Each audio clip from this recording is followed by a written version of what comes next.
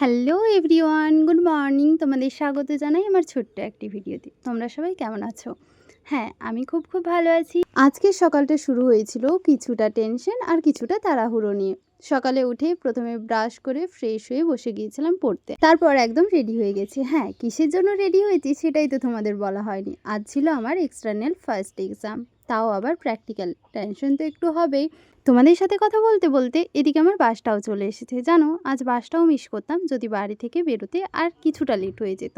যাই হোক, বাসটা পেয়ে গেছি। তো বাসে উঠেই আমি তো সিট পেয়ে গিয়েছিলাম, সেখানেই গিয়ে বসে পড়লাম।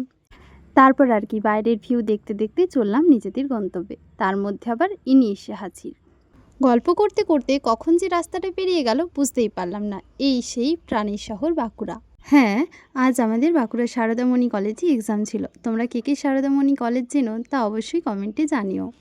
এই জায়গাটা না আমার খুব ভালো লাগে, জানো, দূর দূর পর্যন্ত শুধু বালি। বাঁকুড়া যখনই আসা হয় এই ফুলের দোকানটির দিকে বরাবরই আমার চোখ যায়। ফুলপ্রেমী মানুষ কিনা। যাই হোক, বাস থেকে নেমে আমরা এখন টোটোতে চেপে গেছি। এখান থেকে কলেজ পর্যন্ত টোটোতেই যাব। কলেজে এসে এই চেনা মুখগুলো দেখে কী যে শান্তি লাগছে কি বলবো। যেহেতু সবাই একসাথে হয়ে গিয়েছিলাম, তো তারপর আমি আর কোনো ক্লিপ নিতে পারিনি। পরীক্ষাও শুরু হয়ে গিয়েছিল এই 11টার দিকে। এখন বেরিয়ে পড়েছি পরীক্ষা শেষে। বাড়ি ফিরতে হবে আবার।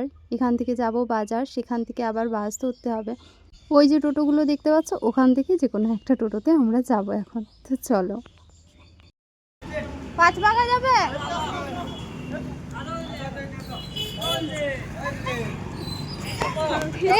যাবে কি তুমি? যেটাই হোক চাপ, এখন সবাই ডাকবে। এখানে না একটা ঘটনা ঘটে গেছে। এই যে টোটোটা পিছিয়ে আসছে দেখলে, সে আবার এসে বলছে, এতবার বললাম আমার টোটোতে এসে চাপলে না। আমরা আর কি বলতাম, বললাম পরের দিন যেদিন আসবো তুমি থেকো, অবশ্যই তোমার টোটোতে চাপবো।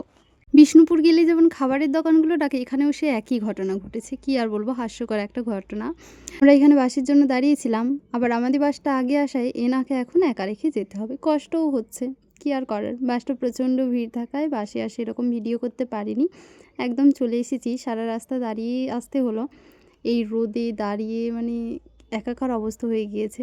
আমার এই ছোট্ট ভিডিওটা তোমাদের কেমন লেগেছে তা অবশ্যই কমেন্টে জানিও। চলো, দেখা হচ্ছে নেক্সট ভিডিওতে। Bye bye.